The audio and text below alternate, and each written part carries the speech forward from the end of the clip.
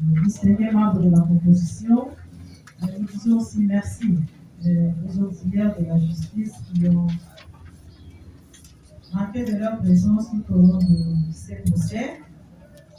Car du temps, sans les uns les autres, on ne serait pas aujourd'hui atterri. Monsieur le Président, nous voulons ici rappeler quelques principes. Avant d'entrer dans le vif du sujet, nous voulons rappeler quelques principes constitutionnels.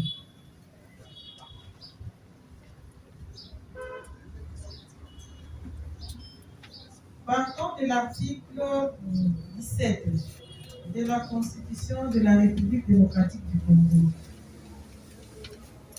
qui stipule ceci: la liberté individuelle est garantie. Il est la règle, la détention d'exception. Nul ne peut être poursuivi, arrêté, détenu ou condamné qu'en vertu de la loi et dans les formes qu'elle prescrit.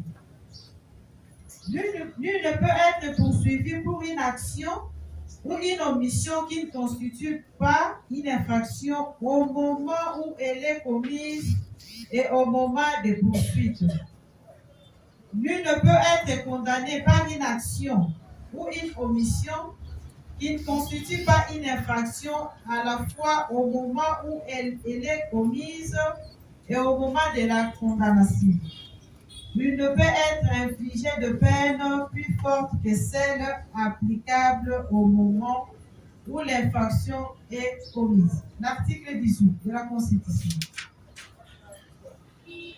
Je continue avec les autres alinéas.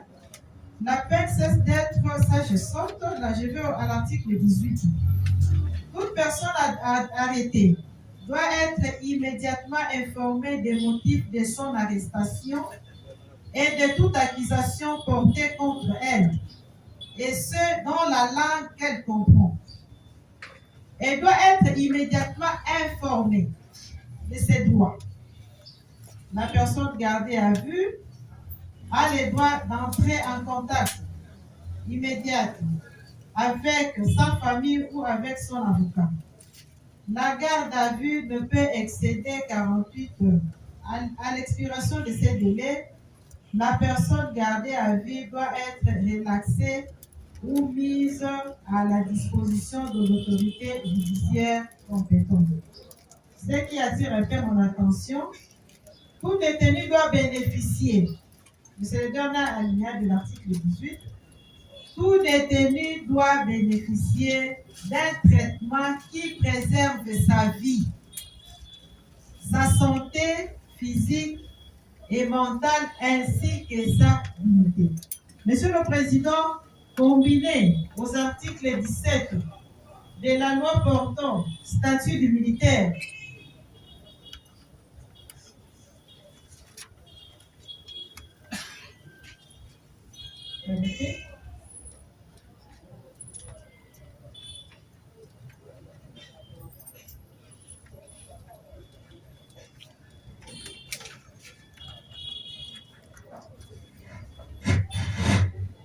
Monsieur le Président, quand vous combinez ces derniers alinéas de l'article 18 de notre Constitution à l'article 17 de la loi portant la loi numéro 13/005 du 15 janvier 2013 portant statut du militaire de forces armées de la République démocratique du Congo, vous allez vite comprendre la raison qui nous a amenés à saisir votre audience tribunal. L'article 17 dispose ceci: dans l'accomplissement de sa mission, les militaires est tenu de respecter et de protéger la dignité humaine, de défendre et de protéger le droit et libertés fondamentaux de toute personne.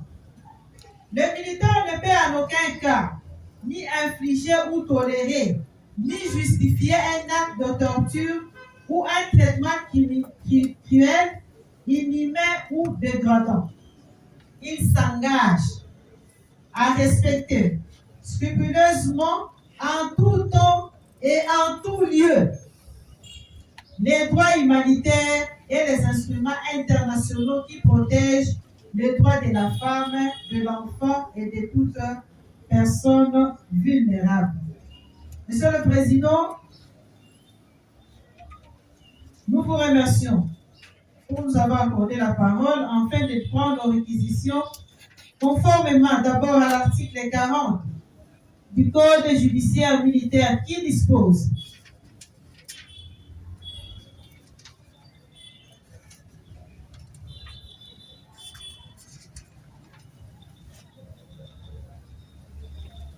sur le chapitre 4 du ministère public militaire, section 1 des dispositions générales, sauf dispositions contraires du présent code, les dispositions de code de l'organisation de la compétence judiciaire des droits communs sont appliquées au ministère public militaire. 41.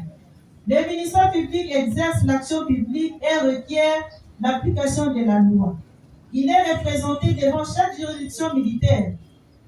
Il assiste aux audiences, au débat des juridictions militaires. Il prend les réquisitions écrites dans les conditions prévues par le présent code. Quand vous combinez cet article-là, Monsieur le Président, avec l'alinéa, je pense, 3 ou 4 de l'article 250 du Code judiciaire, vous allez comprendre que nous sommes dans les bons. Prenons l'article 48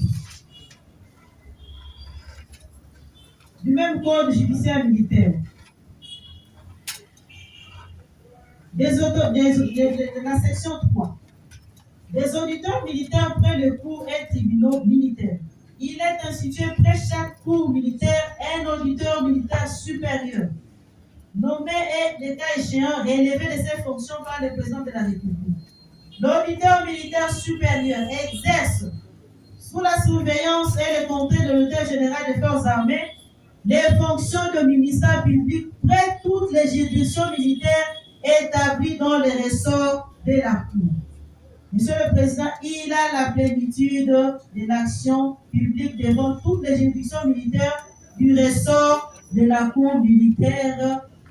Il est assisté d'un ou plusieurs avocats généraux et des substituts de l'auditeur militaire supérieur nommé et les cas échéants relevés de leur fonction par le président de la Cour. Monsieur le Président, voilà qui explique notre présence devant votre tribunal.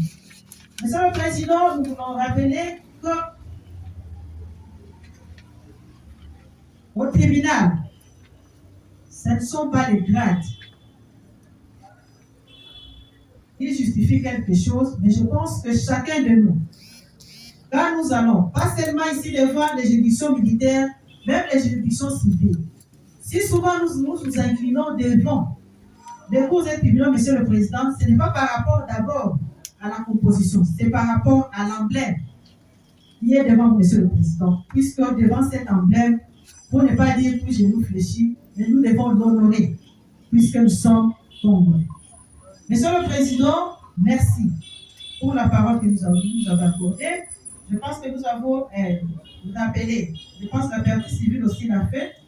Nous avons rappelé cela pourquoi, Monsieur le Président, puisque l'audience que vous avez eu à diriger avec dynamisme n'est pas seulement une audience ordinaire, mais je sais que dans cette salle, il y a des étudiants, il y a des paisibles citoyens qui sont venus pour apprendre. Alors, ils ne doivent pas quitter cette salle, Monsieur le Président, sans connaître la procédure, sans connaître pourquoi nous sommes là, sans connaître qu'est-ce que nous avons comme mission. Monsieur le Président, nous sommes en date du 17 avril. On commence d'abord par le fait que la partie civile Salissa, engagée dans une agence de la place, sera sollicitée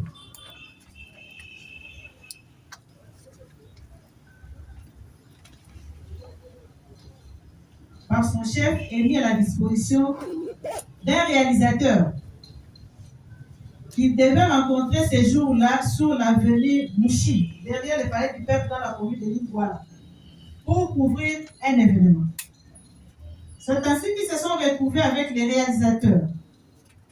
Le vendredi, vers 11h-12h, au niveau des grands hôtels dans la commune de la Gombe, avant de récupérer ça et là les matériels qui devaient servir au tournage à bord d'un véhicule Noah. Arrivé au niveau de rond-point Foreston, c'est vers 15h que la partie civile Sadissa et le réalisateur du confiance se sont retrouvés sur le boulevard Tchachi, juste devant l'immeuble Chabani Nona, dans la commune de la commune. Comme le décor était déjà planté dans un conteneur bien aménagé, ayant sollicité par l'un des réalisateurs pour permettre à l'artiste musicienne Rebochou de s'habiller dans le véhicule Noah que conduisait M. Kassai, Platini, car la sienne n'était pas sur place. Et après que l'un des membres de son staff ait vérifié pour s'assurer que rien n'a été oublié par l'artiste dans le véhicule qui fut bloqué par la suite. Ainsi commence le tournage. Et à un moment, l'un des réalisateurs accompagnait le chauffeur Kassai se sont retrouvés pour récupérer le véhicule Noah qui était resté devant l'immeuble Chabani Nonda, et c'est lors du réglage de son siège qu'il constatera que quelque chose était tombé, et après vérification, c'était un téléphone iPhone 17 qui serait rangé dans la boîte au vent. C'est plus tard que M. Sadis apprendra par l'un des membres du staff de l'artiste que le sac de couleur noire de l'artiste serait disparu, et l'équipe de cette dernière avait fouillé le fond en comble le véhicule que conduisait M. Sadis à son suite. Tard dans la nuit, il a été demandé au sieur Sadissa Kassai d'accompagner le réalisateur au supermarché SK sur boulevard du 30 juin vers Royal. Après, ils sont rentrés au lieu du tournage. Vers 23h, après que le matériel utilisé soit rendu, l'artiste Rebo va demander à toute l'équipe de retourner à l'immeuble Chabani Nonda, visualiser les caméras de surveillance afin de dénicher le prétendu voleur de son sac à main. Monsieur Kassai sera à l'occasion indexé par l'agent de sécurité de l'artiste Rebo, et après avoir reçu quelques chiffres de cet agent, l'artiste va demander à l'équipe de pouvoir quitter les lieux. Et c'est ainsi que se sont retrouvés devant Showbuzz sur boulevard au niveau en face de la concession ITEX Africa. Pendant que les réalisateurs qui avaient été mis à la disposition de M. Kassai avaient déjà informé la hiérarchie de M. Kassai. Alors que l'artiste faisait signe à son manager qui conduisait le véhicule Noah de ne pas s'arrêter et de le conduire à son domicile, un autre membre a proposé à l'artiste de retourner au supermarché SK Royal. C'est ainsi qu'elle est restée à Showbuzz. Quelques membres de son équipe ont pris place à bord de moto, et après vérification sur place et par rapport à la position que M. Kassai avait parqué le véhicule, les caméras du supermarché sur le boulevard côté de l'arrêt plus, voire immeuble intelligent, sont limitées par rapport à leur parking.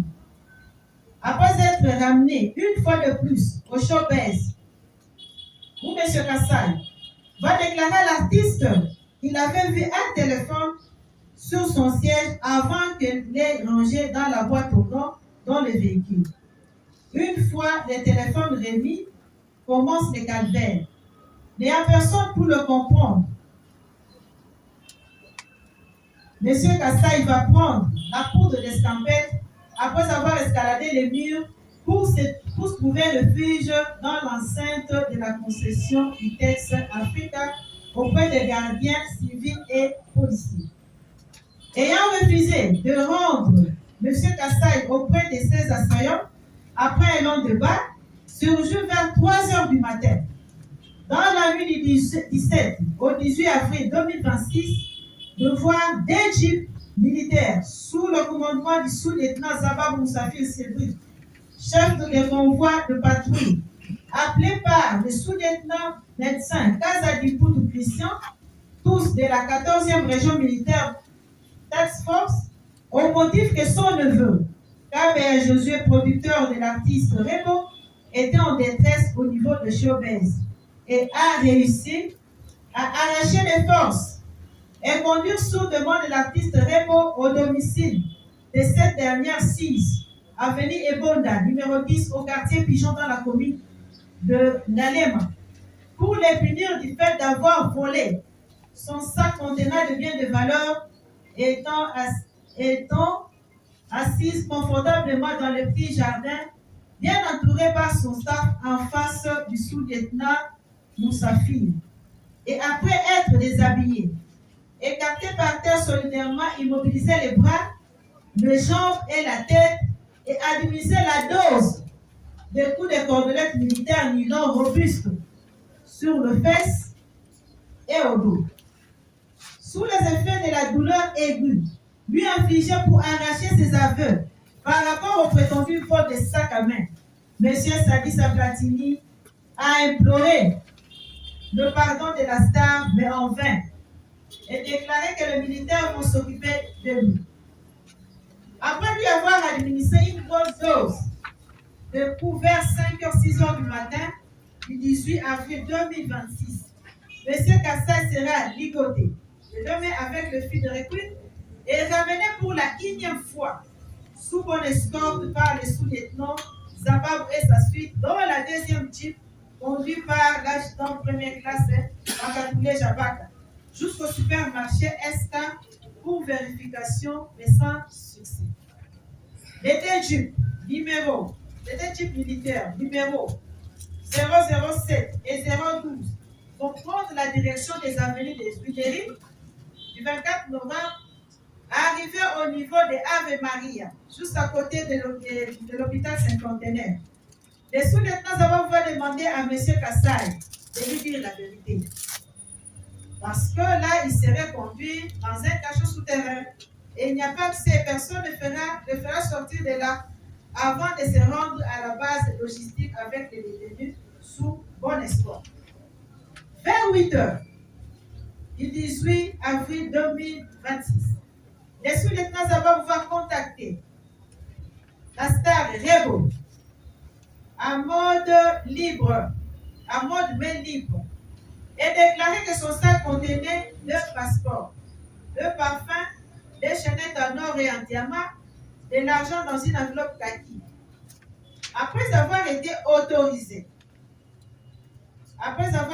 autorisé d'échanger avec son chef à qui il devait informer la décision prise par le sous-lieutenant Zabab de payer les amendes transactionnelles équivalent à $500 pour que le véhicule et la partie civile de M. Kassaï soient libérés. Le sous-lieutenant Zabab était sorti à la rencontre du chef de M. Kassaï et avait perçu des $100 puisqu'il lui avait appelé par la suite et demandé de partager la responsabilité. C'est-à-dire que la partie civile, Kassaï devait donner $200 et son chef devait aussi donner des $100. Comme la partie civile, M. Kassaï, n'avait que $100 sur son téléphone, il avait fait un transfert sur le numéro du sous-lieutenant Zabab. Et par la suite, et par rapport au reste, ils avaient débattu et qu'ils devaient ajouter $50. Et comme ils devaient se rendre à la scellée, le détenu Kassaï sera cagoulé et conduit sous bonne escorte dans un local au sein de la base logistique Task Force par le sous-lieutenant Zababou et un autre militaire qui assurait la garde du détenu.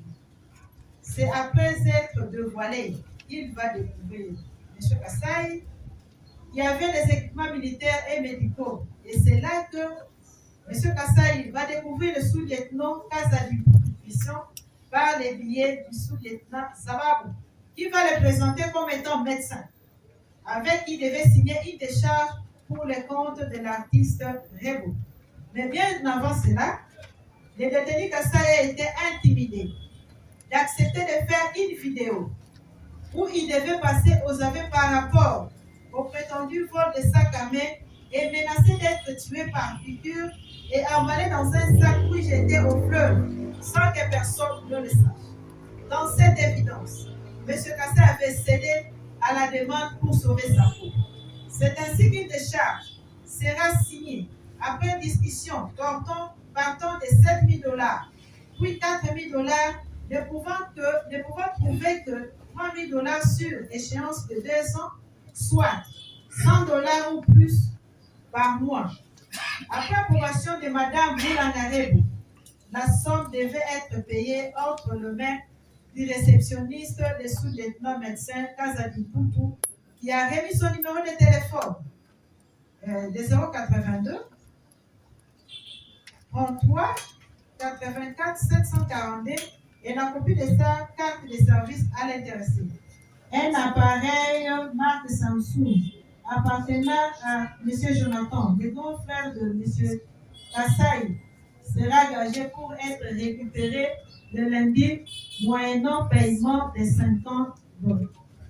Le lundi 20 avril 2026, tels sont les faits de la présente cause. Monsieur le Président, il ressort de l'analyse de faits si haut que le prévenu doivent répondre par rapport aux infractions de violation des consignes, incitation des militaires à commettre des actes contraires à la loi ou au devoir, la torture, la concussion ainsi que l'extorsion. Partant de la torture, la République démocratique du Congo a adhéré en date du 18 mars 1996 à la Convention des Nations Unies du 10 décembre 1984 contre la torture et les autres peines ou traitements cruels, inhumains et dégradants.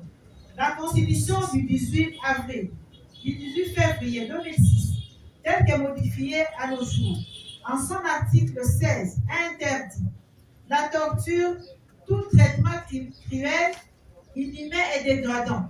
L'article 61 du même texte fondamental ne tolère aucune exception à ces principes, quelles qu'en soient les circonstances. La torture peut être définie comme tout acte par lequel une douleur ou des souffrances aiguës, physiques ou mentales, sont intentionnellement infligées à une personne.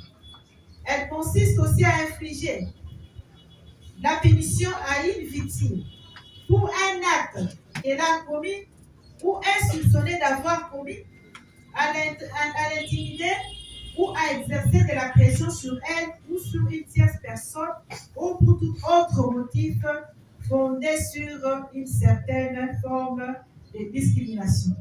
Ainsi donc, constitue la torture, les services très graves, des actes de cruauté ou de barbarie exercés dans le but de causer une douleur ou une souffrance à une personne.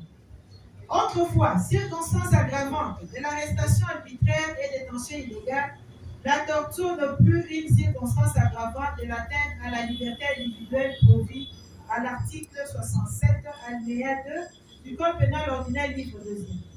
La torture est une infraction autonome aujourd'hui, de création récente, la dernière née des infractions.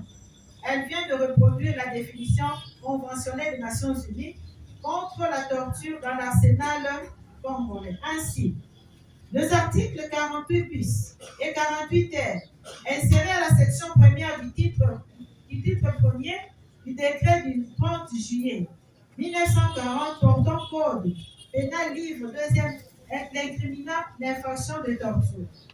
L'article 48 bis, en donnant la définition juridique, et l'article 48 bis 48 ter, des circonstances aggravantes. Monsieur le Président, partant de ces dispositions légales, pour sa réalisation, l'infraction de torture requiert Les éléments constitutifs ci-après. Outre l'élément légal, les éléments matériels et la qualité de la personne de l'auteur, ainsi que l'élément moral doivent être caractérisés. D'abord, l'élément moral.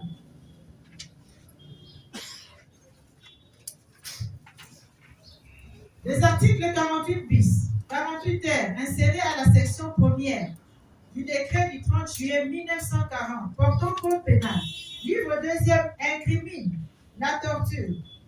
La loi numéro 11/008 du 9 juillet 2011 portant incrimination de la torture. Voir le journal officiel de la RDC numéro 14 du 14 juillet 2011. L'article 48 bis dispose: tout fonctionnaire ou officier public, toute personne chargée d'un service public ou toute personne agissant sur son ordre ou instigation, ou avec son consentement express ou tacite, qui aurait intentionnellement infligé à une personne une douleur, une souffrance aiguë, physique ou mentale, afin d'obtenir d'elle ou d'une personne des renseignements, des aveux, de la punir d'un acte qu'elle a ou une tierce personne a commis ou est soupçonnée d'avoir commis, de l'intimider ou de faire pression sur une tierce personne ou pour tout autre motif fondé sur une forme de discrimination, quelle qu'elle soit, sera puni de 5 à 10 ans de servitude pénale principale et d'une amende de 50 000 francs à 100 000 francs congolais. L'article 48 R enrichi, le coupable sera puni de 10 ans de servitude pénale et d'une amende de 100 000 francs congolais lorsque le fait prévu à l'article 48 bis ci-dessus auront causé à la victime un traumatisme grave, une maladie, une incapacité permanente de travail, une déficience physique ou psychologique, ou lorsque la victime est une femme enceinte, un mineur d'âge ou une personne de troisième âge ou vivant avec un handicap. Il sera puni de servitude pénale à perpétuité lorsque les mêmes faits auront causé la mort de la victime. Le deuxième élément, Monsieur le Président, la qualité de l'agent. La qualité de l'agent public est l'élément de l'infraction. Le législateur a circonscrit le domaine des commissions de l'infraction de torture. À la lecture de l'article 48 bis des termes précités, on constate que le coupable de l'infraction de torture est toute personne chargée d'un service public ou toute personne agissant sur ordre ou instigation ou avec le consentement express ou tacite. La torture est alors l'imposition volontaire de vices d'ordre physique ou psychologique qui vise à faire souffrir un individu. Elle consiste à infliger la punition à la victime pour un acte qu'elle a commis, de l'intimider ou d'exercer de la pression sur elle ou sur une tierce personne ou pour tout autre motif fondé sur certaines formes de discrimination. Monsieur le Président, en espèce, le prévenu Zababu, Bakatuleji, Dakola, Mukalenga, Kinkela, Mushila, Lutondo, Kitambala, Massimo, Kanga, Namumba, Mabunda sont agents publics conformément à l'article 1er du décret loi numéro 017 2002 du 3 octobre 2002 portant code de conduite de l'agent public de l'État et ayant agi sur ordre du sous-lieutenant Zababou Moussafiri, chef de convoi de la patrouille Task Force dans la nuit du 17 au 18 avril 2026. Des éléments matériels, Monsieur le Président.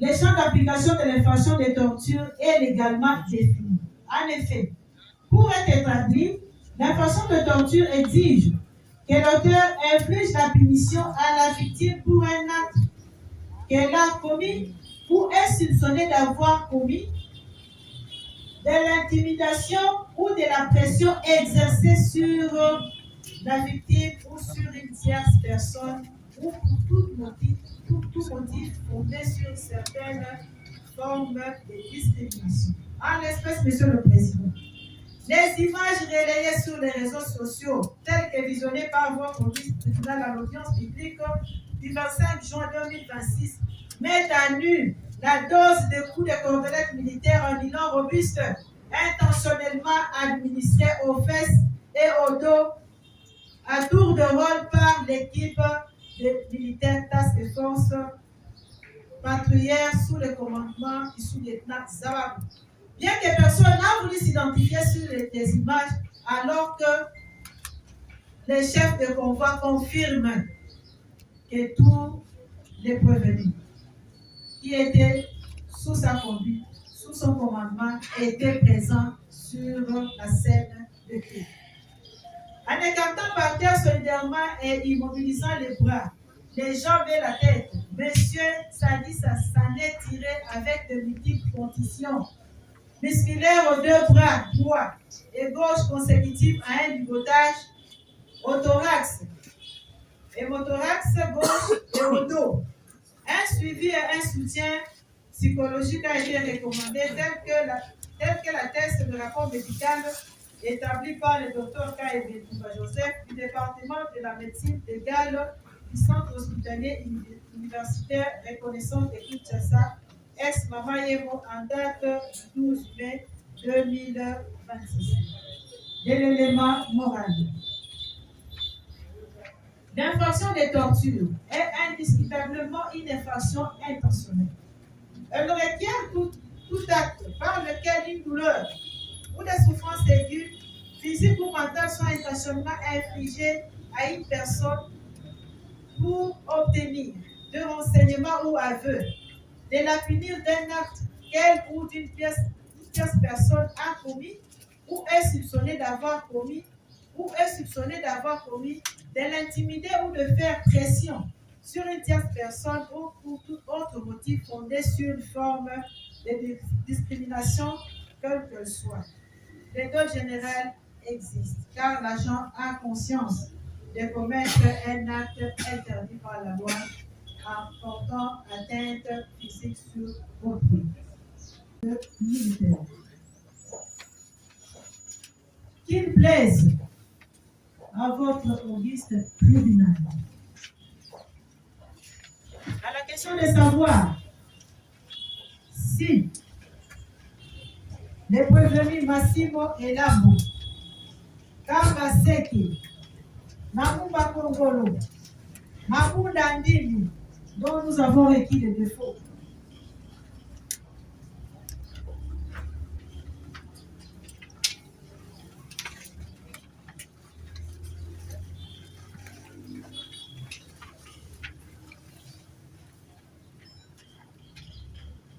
sont coupables des faits mis à leur charge, tels que libellés dans les libellés de prévention.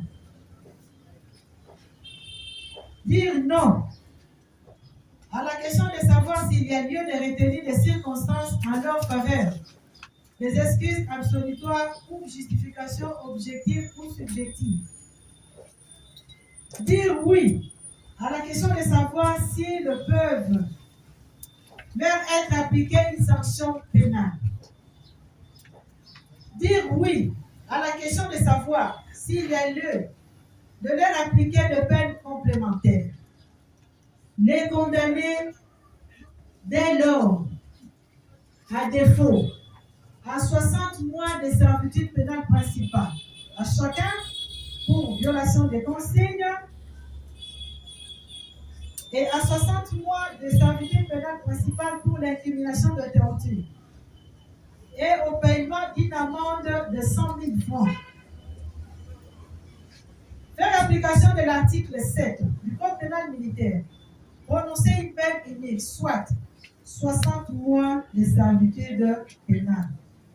Les condamner en outre à une peine complémentaire au paiement de frais d'instance tels qui seront tarifés par le greffier, fixer la contrainte par corps à 6 mois en cas de non-paiement dans les délais de la loi ou à telle autre peine que votre tribunal entendra en bonne justice être convenable. Pour le prévenu,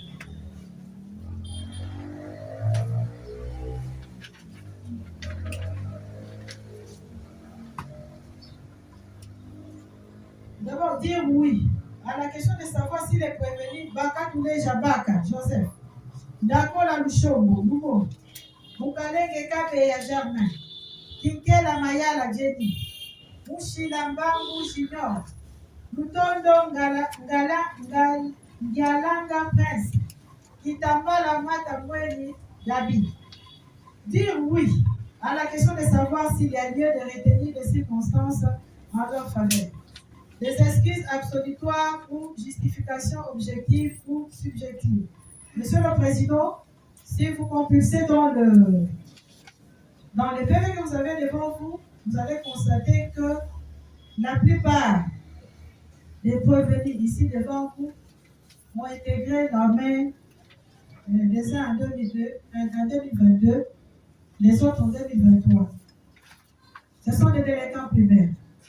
Comprenez aussi la jeunesse avec une expérience. Monsieur le Président, vous allez dire oui à la question de savoir s'il y a lieu de retenir des circonstances à leur faveur. Nous avons dit des circonstances atténuantes dues à leur délinquance primaire, aussi à la, bon, comme on a toujours dit à la une expérience dans l'armée. Dire oui à la question de savoir s'il peut être appliqué une peine et une sanction pénale. Les condamner dès lors. Chacun aux peines suivantes. À 24 mois, les servitudes pénales principales pour violation des consignes. À 24 mois, pour l'incrimination des tortures et au paiement des amendes par rapport à l'infraction des tortures, paiement de 100 000 à chacun. De l'application de l'article 7 du Code pénal militaire, prononcer une peine unique, soit 24 mois de servitude pénale principale. Les condamner en outre à une autre peine complémentaire au paiement de frais d'instance qui seront tarifiés par le greffier, fixer la contrainte par corps à 6 mois en cas de non-paiement dans le délai de 8 jours, ou à toute autre peine que votre tribunal entendra en bonne justice être convenable. Pour le prévenu Kazadi,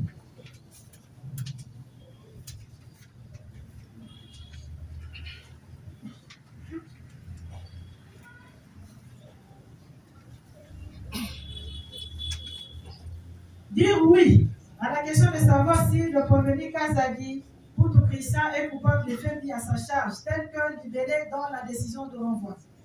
Dire oui à la question de savoir s'il y a lieu de retenir des circonstances en sa faveur, des excuses absolutoires ou justifications objectives ou subjectives.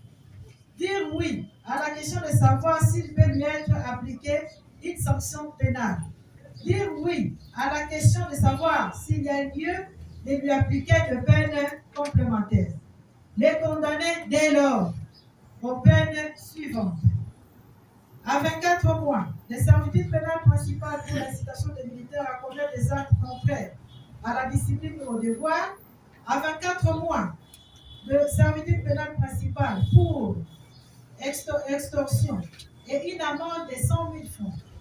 Vers l'application de l'article 7, le Code pénal militaire prononcer une seule peine, soit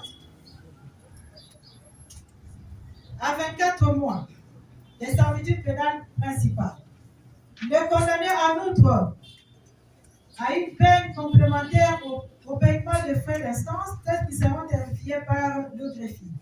Fixer la contrainte par corps à 6 mois en cas de non-paiement dans un délai de 8 jours, ou à toute autre peine que votre tribunal entendra en bonne justice être convenable. Pour le prévenu Zababou, qu'il plaise à votre auguste tribunal de dire oui à la question de savoir si le prévenu Zababou Safiri Cédric est coupable de faits mis à sa charge, tel que libellé dans la décision de renvoi. Dire oui à la question de savoir s'il y a lieu de retenir des circonstances en sa faveur, des excuses absolutoires ou justifications objectives ou subjectives. Dire oui à la question de savoir s'il peut lui être appliqué une sanction pénale. Dire oui à la question de savoir s'il peut lui être appliqué de peine complémentaire. Les condamner dès lors aux peines suivantes. À 40 mois de servitude pénale pour violation des consignes. À 40 mois de servitude pénale pour l'incrimination des tortures et une amende de 100 000 francs. Les condamnés à 24 mois de servitude pénale principale pour concussion et une amende de 50 000 francs congolais. Faire application de l'article 7. Prononcer une peine unique, la plus forte, soit 40 mois de servitude pénale, puisqu'il y a un jargon militaire qui dit il n'y a pas de mauvaises troupes, il n'y a que de mauvais chefs. Par rapport à la prévenue Moulanga Chimpaka Deborah alias Rebo.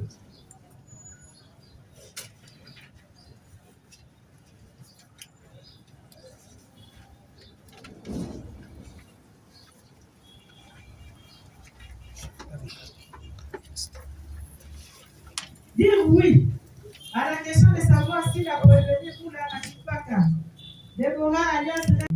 Dire oui à la question de savoir s'il peut lui être appliqué une sanction pénale. La condamner dès lors à 14 mois de servitude pénale principale.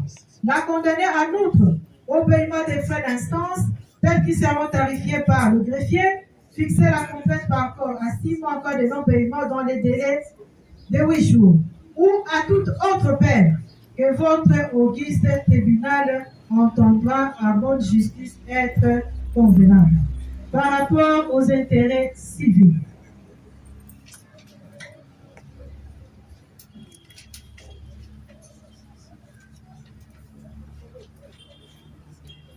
En ce qui concerne l'action introduite par M. Kassai Sadissa Platini, requérant qu'il plaise à votre auguste tribunal.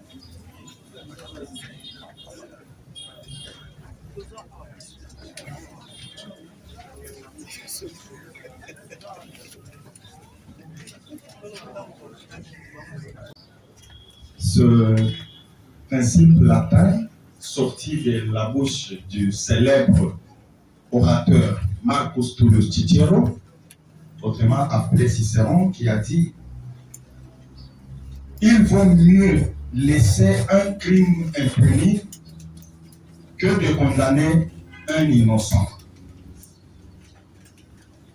En ce jour, Monsieur le Président, Messieurs les membres de la composition, Madame l'organe de la loi, votre tribunal a pu constater que la partie civile avait son dossier qu'elle a eu à plaider.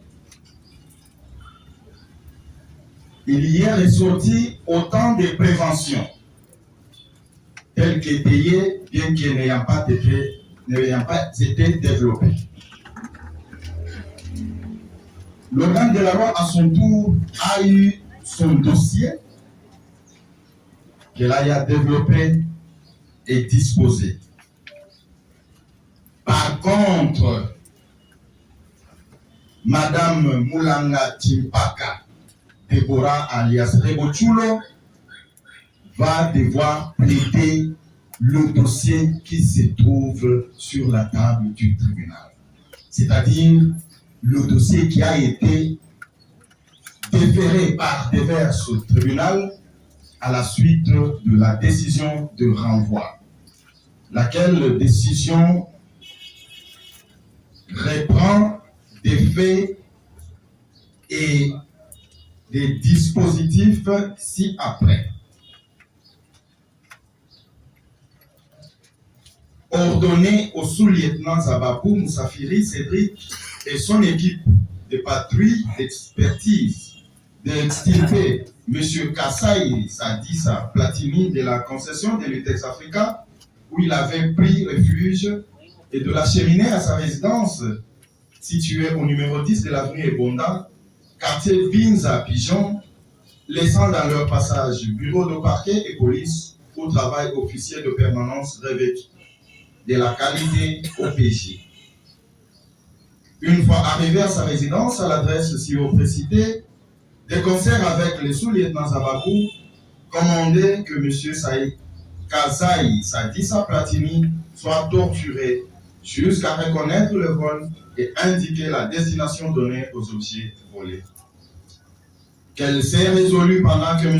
Kazaï Sadissa subissait les actes de torture de s'installer au salon de son jardin, non loin de la scène de crime, s'assurant du respect par les sous-lieutenants Zababou et de son équipe de patrouille de ses instructions, ainsi que de la publicité par la prise des images, fait prévu et puni par les articles 5 et 88 du Code pénal militaire. Voilà le dossier qui doit être plaidé en ce jour par Madame Moulangati Paka à l'entremise de ce conseil. Il y a ici le doyen Kabengela Ilunga, qui est le gamaliel de notre vie professionnelle.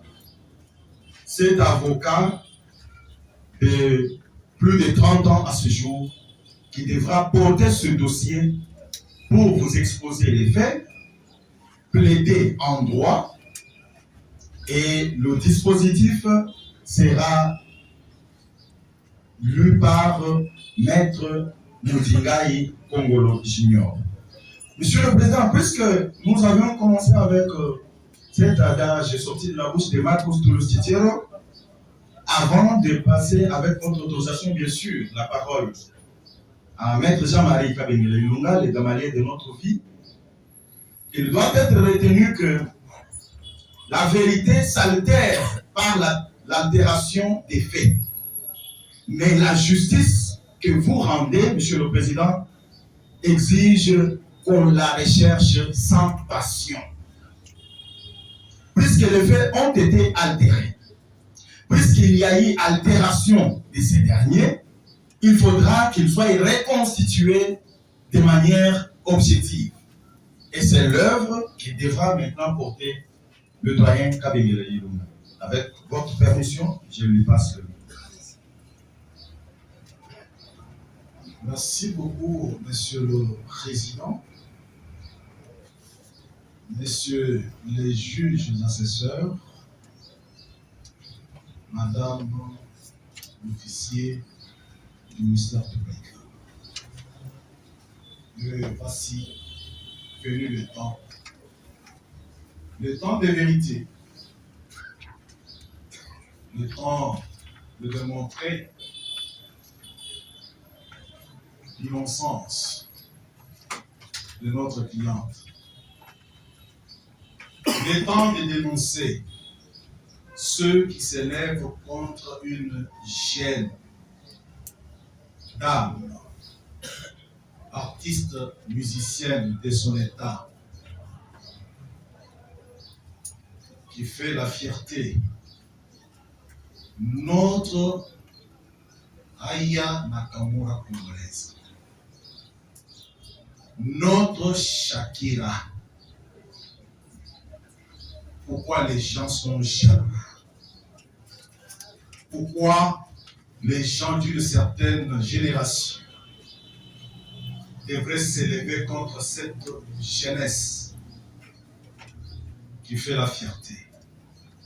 Permettez-moi de dire merci à Madame Moulama Chipaka Deborah alias Brebo pour nous avoir témoigné de la confiance, parce que sans cette confiance, je ne serai pas devant vous pour démontrer ce que je vais démontrer ensemble avec mes confrères. Monsieur le Président, il n'est pas bon pour la bonne administration de la justice, la dénaturation de faits. Et comme certaines parties ont osé me rencontrer, moi je ne viens pas faire ici mes éloges, je tente à ma manière de contribuer à l'édification de votre intime conviction. C'est le rôle de l'avocat. Pas vendre mon image, pas vendre mon village. J'ai un avocat et par essence d'une vocation, si pas internationale, nationale, que viendrait faire mon village dans les développements. Et comme on disait notre estimé confrère Éric Dupond-Moretti, dans l'œuvre qu'il a écrite avec Marc-Olivier Fogel, œuvre intitulée Juré, caché. Il dit ceci, et je m'approprie cette pensée: je suis un dur à fuir. Plaider, défendre, combattre, oui. Toute ma carrière s'est construite autour de ce verbe d'action, de cette volonté farouche d'affronter plutôt que de reculer. Oui, je vais affronter au bénéfice de la défense de notre client arbitrairement traîné devant la justice militaire. En termes de préliminaires, il n'y a pas bonne justice sans respect de règles de compétence. Il n'y a pas bonne justice sans respect de règles de compétence. Et je le dis à titre pédagogique. Madame l'officier du ministère public a eu raison de le rappeler, qu'il y a des stagiaires dans la salle. Il faudrait que lorsque je me tais sur une question, que je sache pourquoi je me tais sur cette question-là, pourtant d'un intérêt scientifique. Je répète, comme je l'avais dit lors de l'instruction, avant d'entamer le fait, que le ministère public qui est actuellement audiencier n'est pas sa place. C'est de la science. C'est de la science. Le dossier, quand on l'appelle, on appelle affaire auditeur militaire des garnisons contre. J'avais dit qu'en tant que praticien professionnel de la justice, il ne peut pas comprendre la teneur de l'article 48 du Code judiciaire militaire. Je lis, pour besoin de savoir. L'auditeur militaire, c'est l'alinéa 2. L'auditeur militaire supérieur exerçant sous la surveillance et le contrôle de l'auditeur général des forces armées les fonctions du ministère public près toutes les juridictions militaires établies dans le ressort de la cour militaire. J'ai ici, qu'est-ce que cela veut dire? Une fois en son office, il fait l'instruction préparatoire ou préjuridictionnelle, il a la latitude de fixer son dossier devant n'importe quelle juridiction du ressort de la cour militaire. Mais lorsqu'il décide de se dessaisir du dossier au profit de l'auditeur militaire des garnisons et que la juridiction de jugement est saisie par la citation portant l'initiale CNS Kati Zeya Mouton, qui est l'auditeur militaire des garnisons. Question. Madame l'officier du ministère public, faites-vous partie de l'auditorat militaire des garnisons? Ayons le courage de nous dire en face parce que nous sommes professionnels. Il n'y a pas de honte à apprendre à quelque âge que ce soit. Nous avons eu, par expérience, un dossier fixé par l'auditorat général dans l'affaire Chebeya. Mais on a envoyé le dossier et nous avions eu affaire à l'auditeur militaire supérieur. Cela étant dit, il faut que ça soit noté que oui, mais comme le dossier nous dit que c'est les poursuites de l'auditeur militaire des garnisons et non de l'auditeur militaire supérieur, celui qui est là n'est pas à sa place. Et quand vous lisez Kengo Wanundu, Mercurial de 1978, j'en ai en tête. La mauvaise qualité de l'officier du ministère public ou le défaut de qualité dans le chef d'un ministère, un officier du ministère public est une cause de cassation. On doit avoir le courage de répondre à ce moyen. Alors, qu'est-ce qui se passe? Ça, c'est un préalable. Et il y aura encore beaucoup, modestement, ma lecture, qui peut être biaisée, mais l'âge professionnel me le permet. Et vous savez, nous, celui qui m'a formé, je lui rends honneur pour mon Bayana Makati Jouki.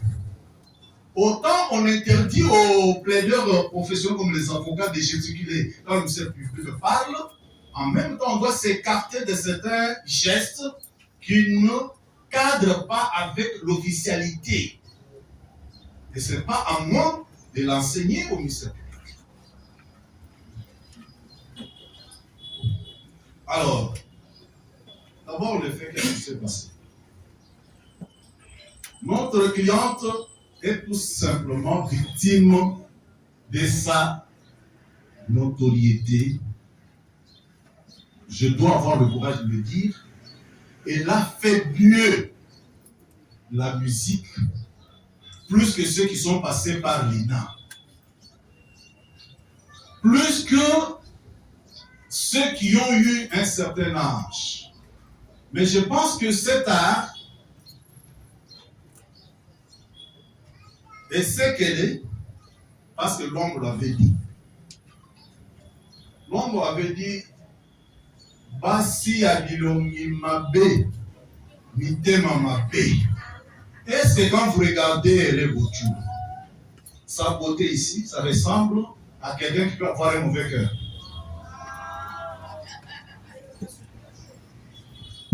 Silence. Donc, si nous sommes en Luambo, les natures telles que Rebotulo sont des êtres nés pour être bons. Alors, qu'est-ce qui s'est passé? Je reviens. En date du 17 avril, Madame Rebotulo, autrement appelée Maman Nabango, elle le dit même dans sa chanson Mobambo. Je pense aussi que c'est pour le contenu de cette chanson, parce qu'elle donne un conseil à certaines personnes, au sans autoyo, les autres bébés, c'est la même. Peut-être cet extrait-là, même à l'aise certaines personnes, mais c'est une jeune dame qui donne le conseil. Elle a rendez-vous avec son réalisateur, le président. Cette composition qui a instruit cette pose de main de maître, c'est faire la différence entre celui qui a la qualité de réalisateur de Madame Rebotulo, quand bien même le ministère public pour des raisons qui lui sont propres, confond réalisateur, auditeur et manager. Lui-même, elle-même change quand elle veut. Qui est le réalisateur de Madame Rebotulo? C'est Mbaïmbaï Jakem. Maïmaï Jakem, pour le tournage de ces jours-là, va contacter Monsieur Josué Kabeya. Monsieur Josué Kabeya comme producteur, qui sont notés ici, qu'il n'y a pas contact entre Rebo Chulo et Josué Kabeya.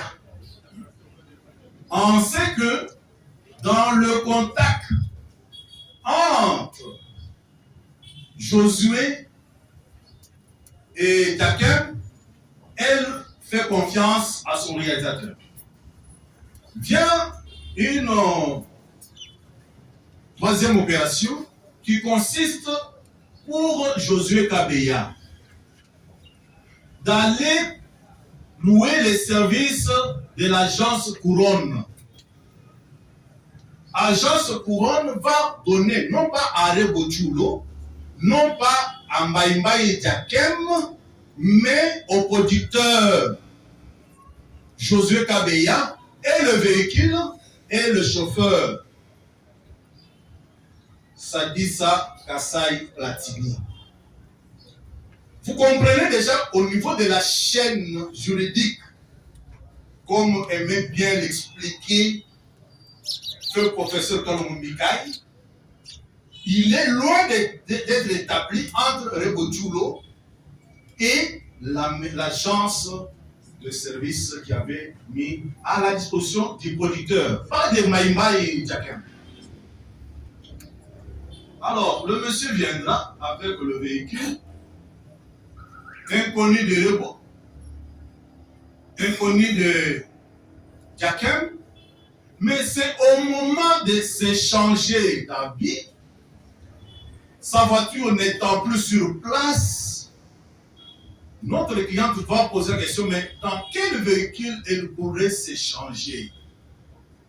On lui dira, elle va poser la question, mais le Noah à l'intérieur, souvent c'est vaste. C'est à qui le Toyota Noah? On lui dira, c'est pour le producteur. Parce que l'équipe de Rebo n'était pas au courant que Josué avait contacté notre agence. Alors, est-ce que je puis m'échanger?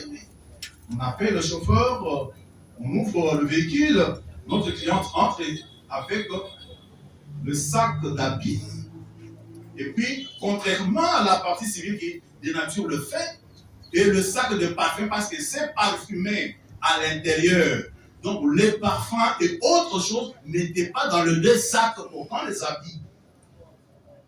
C'est en ce moment-là, on l'a pressé parce qu'on tendait au-delà de 17 heures pour fuir l'obscurité. Et sachez très bien qu'il y a en criminologie les criminels d'occasion, les criminels professionnels, le criminel organisé. Le criminel occasionnel, c'est qui? C'est celui qui se trouve à un moment où la délinquance est facilitée par le temps et les circonstances. Quels ont été les temps et les circonstances? C'est que coincé à ressortir. Pour gagner du temps, notre client va laisser ses effets.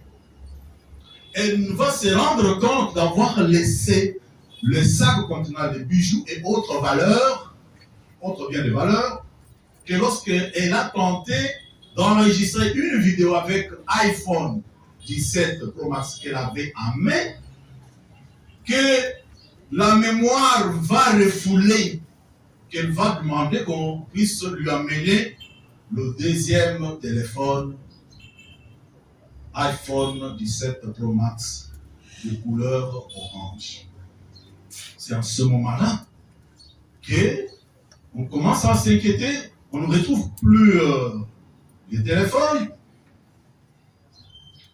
Et après, comme on devait d'abord terminer le tournage, après le tournage, mais après, retournons au lieu. Il semblerait même que pour vérifier les caméras de surveillance, il faut une autorisation administrative. va découvrir les manœuvres. En quoi consiste constater beaucoup de biens de valeur. Laissez dedans. Il va prendre un sac. Vous remarquerez, si vous avez vu, il va prendre le sac de devant pour jeter dans la banquette arrière. Une fois, il a jeté le sac contenant de l'argent et des bijoux dans la banquette arrière. Il va ouvrir sa portière pour descendre et retourner maintenant au coffre arrière pour maintenant enfoncer. Quelle est la preuve? En droit pénal. Je suis encore dans le fait, mais quand même, j'ai fait... Mais quand la même personne vous sort le téléphone qui avait disparu en même temps que les autres biens, la présomption en droit, c'est quoi? C'est la même personne qui a volé le bien. Tout autre détail ne nous paraissent pas intéressants. Mais là maintenant, nous sommes sur le point de savoir qu'est-ce qui s'est passé pour que ces présumés voleurs, dont le bien, dont la plainte est encore pendante, se retrouvent dans la concession où l'eau, notamment, je parle bien de français, dans laquelle se trouve notamment votre cliente. Au constat que le chauffeur, quand il a remis des téléphones parmi les biens volés, donc tout le monde, ok, c'est lui qui doit avoir volé toute autre chose. La personne qui avait eu le contact avec l'agence Couronne, à savoir M. Josué Kabeya, se voit trahi parce que ses affaires vont connaître un coup. On sait qu'il traite avec des gens de mauvaise moralité. Et cela est dit par le ministère public, qui dit que Josué était en situation de détresse. On n'a pas dit que notre cliente était en situation de détresse, même si elle pouvait y être du fait du vol de ses biens. Le dossier du ministère public qu'il nous a transféré, je comprends qu'une fois qu'il avait envoyé le dossier sur le directeur militaire des garnisons, il l'avait oublié. Il l'avait oublié parce qu'il ne pensait pas qu'il serait contre la loi amené à le défendre ici. Ce dossier-là renseigne que Josué,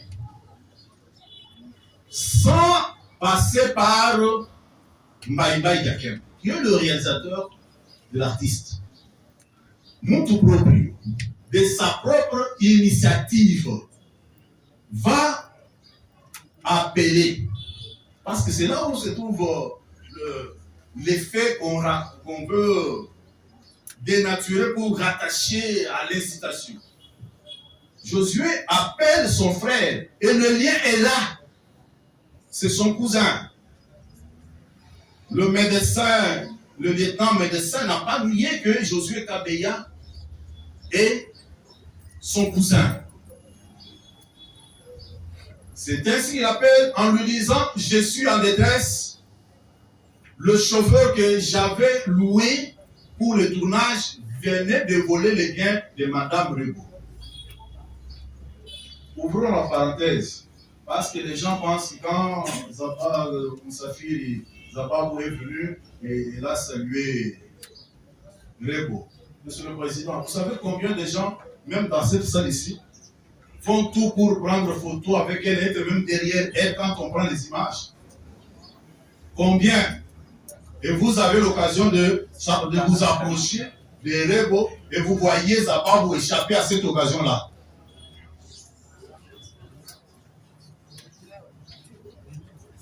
Il appelle son frère. Son frère lui dit: mais il y a une équipe de task force. Je vais vous envoyer le numéro. C'est le sous-lieutenant médecin Christian Kazadikoutou qui envoie le numéro des Zababou à son frère Josué. Et le contact, Zababou l'a affirmé ici qu'il n'a pas de contact en cette nuit-là, il n'avait pas de contact avec Rebo. Que la personne avec laquelle il avait échangé, c'était Josué Kabeya. Comment on quitte le sous-lieutenant médecin Kazadi, Josué Kabeya, on saute de Maïba et Diaken, paf, on est sur Reboutou. Comment ça se passe? La jalousie, les blessés de guerre, le non-agréé. Donc, Zababou va arriver, il va entrer en contact premièrement avec la personne qu'il connaissait, qu'il avait appelé. En parlant, il voit celui. Il va s'approcher de qui? De Josué Kabeya qu'il avait appelé. Alors, Madame Erebouté, elle est dans cette voiture. C'est ainsi que, pour aussi se rendre compte de la véracité des choses lui dites par son cousin, il a vu Madame Rebo, il a salué. Qu'est-ce qui s'est passé? Normalement, ça se passe comme ça dans la politesse. Et lorsque l'on décide d'aller, notre cliente a dit au monsieur public dans la phase préjuridictionnelle, l'a dit devant vous qu'elle a abandonné cette affaire-là. Pourquoi? Elle ne supporte pas la présence militaire.